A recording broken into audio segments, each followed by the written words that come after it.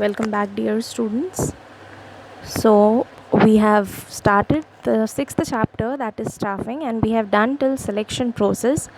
So, now we'll start with the next topic of the same chapter, that is training and development of personnel.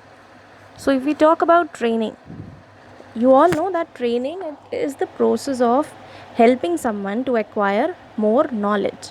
Okay, so in case of organization, they are helping the employees so that they can acquire more knowledge of the job. Okay, and it also sharpens their skills, their attitudes, everything associated with the efficient performance of their job. So new employees, as also existing employees, they often need training as a means of their progress in their jobs as well as careers. So it is an important, this training, it is an important element of the staffing function. Many organizations, if we talk about it, they make formal or informal arrangements for providing training to their employees. Okay, and it is also a personal or practical education, or you can say that it is a technique which brings out the hidden abilities in a person. Okay, it brings out the hidden abilities of a person, and then it teaches them to learn something new, and keeping in view the requirements of the job and ability of the person concerned, they are helping them to learn something new every day.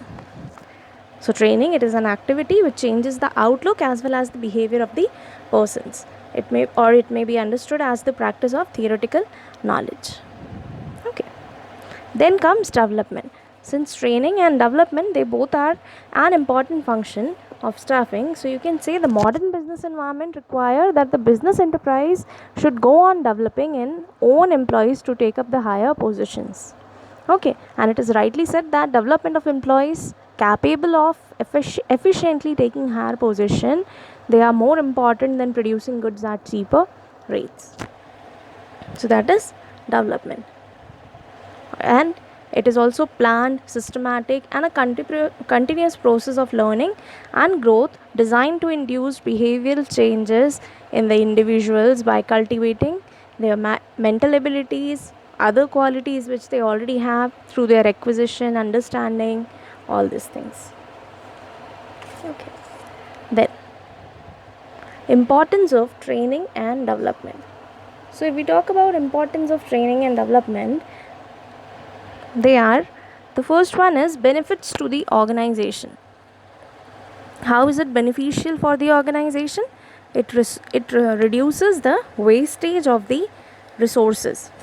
Okay, training reduces the wastage of the resources by how? By making the worker trained, which learns them to handle the machines, tools, equipment very properly, and then that results in lesser cost of maintenance due to wear and tear of fixed assets and their economical use of various types of materials. Then the next one is benefits to the organization by enhancing the productivity or by increasing the productivity.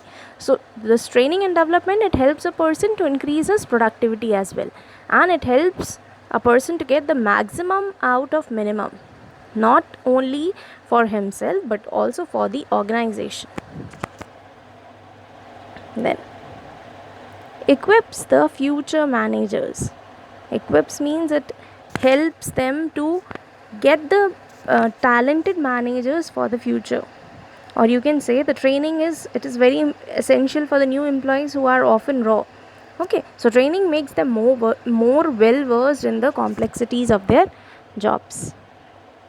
Then reduces absenteeism and employee turnover. Once they will get trained, once they will be employed, what will happen?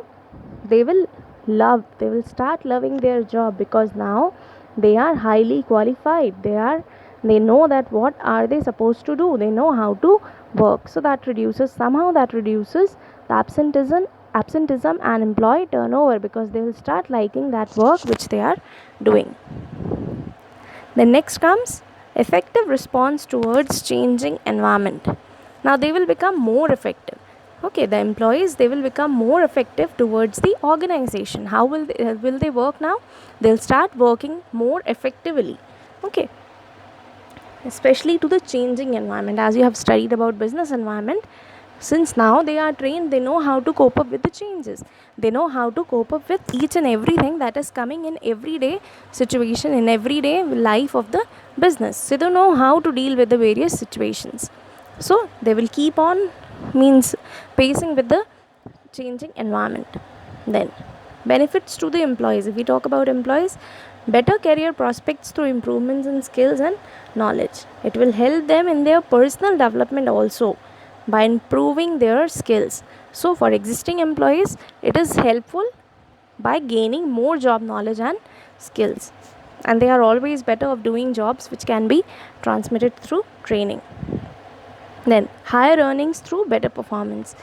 Okay, since they are going to produce more, they are going to get higher output, so obviously they are going to get something new from that. So not only the knowledge or skills by getting the trainings and the development, but also they are going to earn more.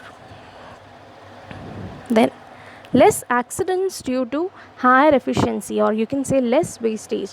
So a trained worker learns to handle the machines, tools, equipments very properly, and that will that will result in lesser cost of maintenance. Then increased employee morale and job satisfaction. Since now the employee who is working there in the organization, he will get motivated that yes, he is able to work properly now, yes, he is able to deal with the new machines because he is trained.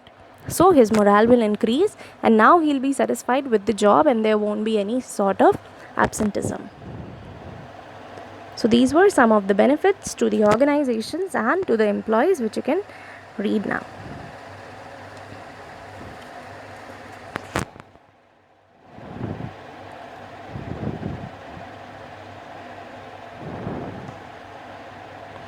So these are some of the differences between training and development. So training, it is an organized activity, and development, it is a process.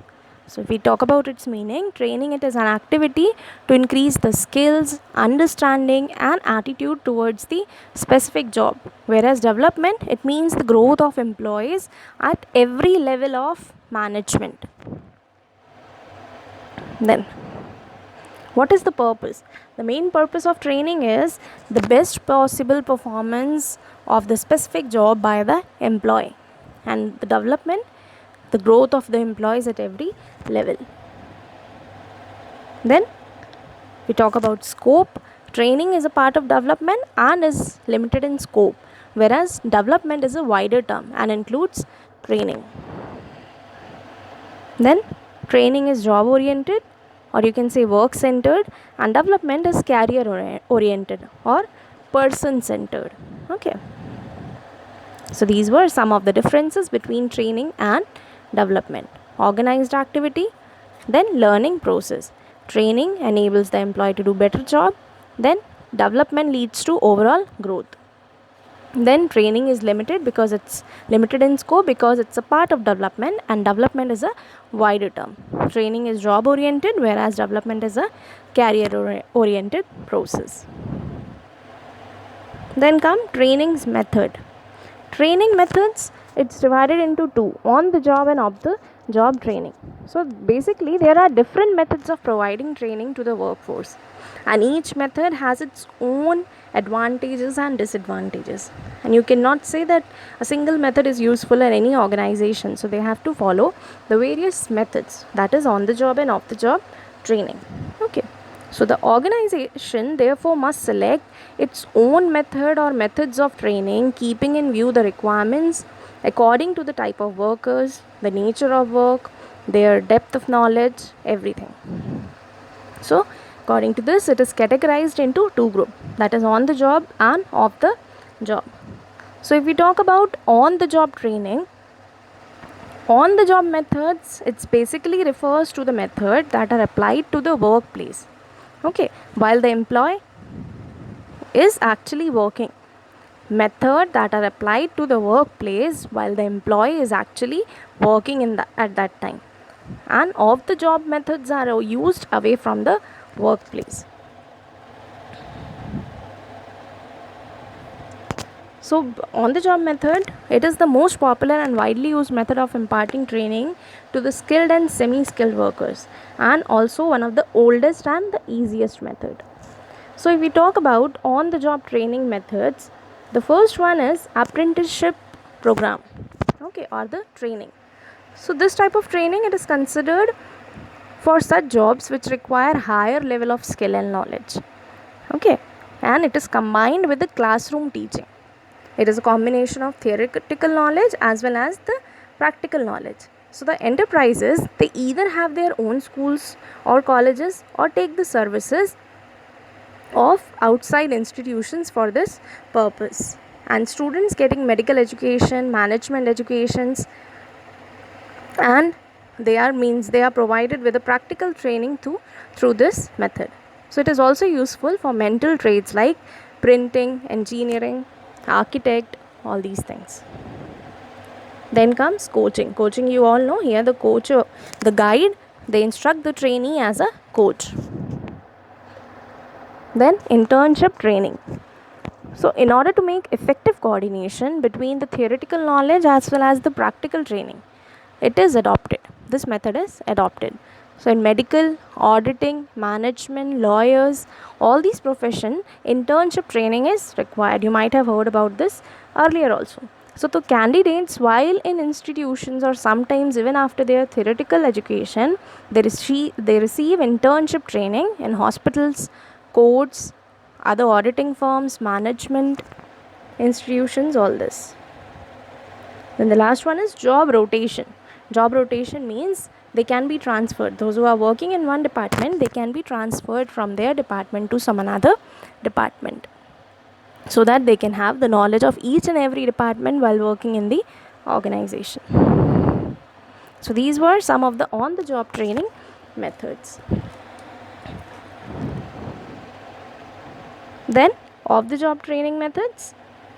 This I have already told. These are used away from the workplace under simulated situations, and it is learning before doing, like classroom lectures, vestibule training, conferences, etc.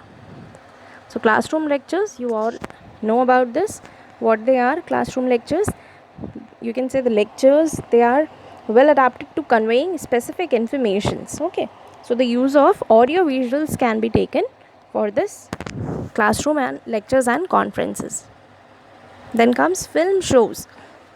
So if we talk about film shows, it can be used to provide information through demonstration, or you can say that they can provide information and explicitly demonstrate skills that are not easily represented by other techniques. Then case studies. So taking from the actual experiences of the organizations, cases are represented and attempts to describe as accurately as possible real problems that managers have faced, okay. So the trainees, they study the cases to determine the problems, analyze the causes, and develop the alternative situations and the solutions for that problem.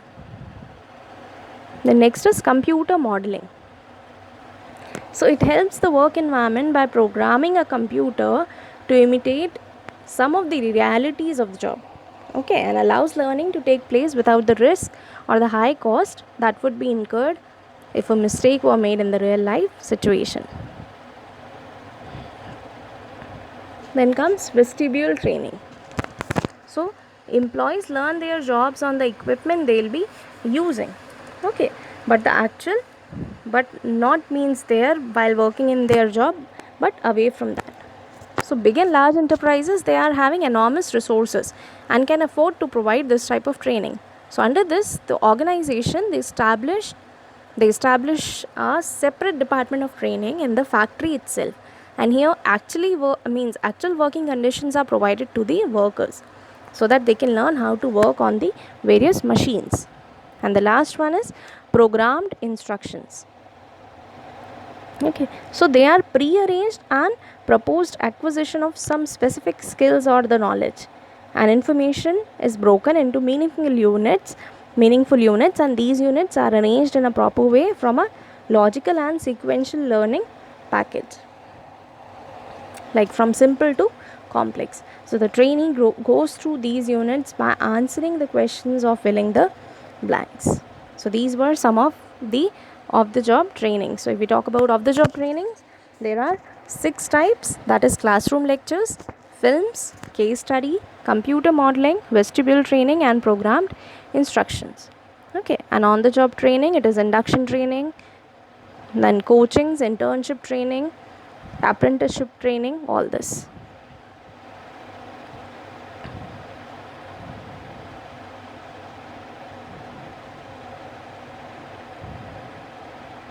These are the on the job and off the job trainings which you have studied now.